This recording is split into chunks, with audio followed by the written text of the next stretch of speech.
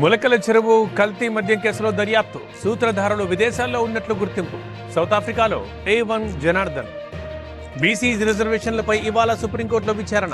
ఇప్పటికే న్యాయవాదులతో మంత్రుల చర్చలు, తీర్పుపై ఉత్కంఠ. కురుపాం బాలికలకు కొనసాగుతున్న చికిత్స, 150 మందికి అస్వస్థత, ఇప్పటి వరకు 2 మృతి.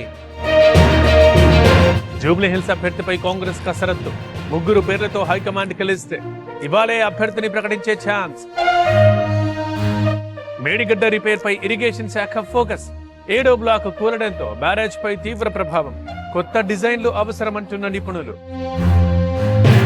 వేగంగా హైదరాబాద్ మెట్రో 2వ దశ, ఏకకాలంలో 8 కారిడార్ల పనులు ప్రారంభించే ఛాన్స్.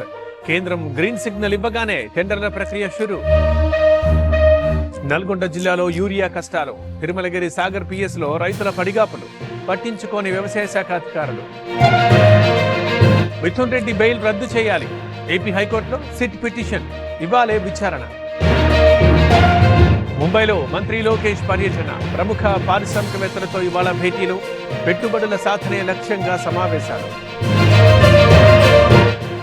మేడారంలో విస్తరణ పనులు ప్రారంభం, గద్దెల ప్రహారీ, భవనాలు కూల్చివేత, పాత క్యూలైన్లు, చెట్ల తొలగింపు. జూరాల ప్రాజెక్టుకి భారీగా వరద, 10 గేట్లెత్తి నీటి విడుదల, కొనసాగుతున్న విద్యుత్ ఉత్పత్తి. ప్రొద్దుటూరులో క్రాకర్స్ గోడౌన్లలో తనిఖీలు, 12 టన్నుల టపాసుల స్వాధీనం, క్రిమినల్ కేసులు నమోదు చేస్తామంటున్న పోలీసులు.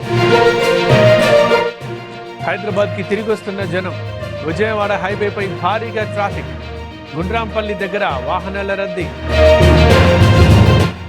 మొయినాబాద్ ఫామ్ హౌస్ లో గంజాయి పార్టీ, దొరికిన 50 మంది ఇంటర్ స్టూడెంట్స్, ఓనర్ సహా 6గురిపై కేసులు. పెద్దపల్లి జిల్లాలో భారీ వర్షం, నేల కొరిగిన వరి పంట, ఆందోళనలో రైతులు. యాదాద్రి జిల్లాలో మూసి ఉధృతి, జూలూరు రుద్రవెల్లి దగ్గర బ్రిడ్జిపై నుంచి వరద, రాకపోకలకు అంతరాయం. కాఫ్ సిరప్ లో విష పదార్థం వల్లే మరణాలు, కిడ్నీ ఫెయిల్యూర్ తోనే చిన్నారులు మృతి చెందారు. కోల్ రిఫ్ కంపెనీపై చర్యలు తీసుకుంటామన్న కేంద్రం.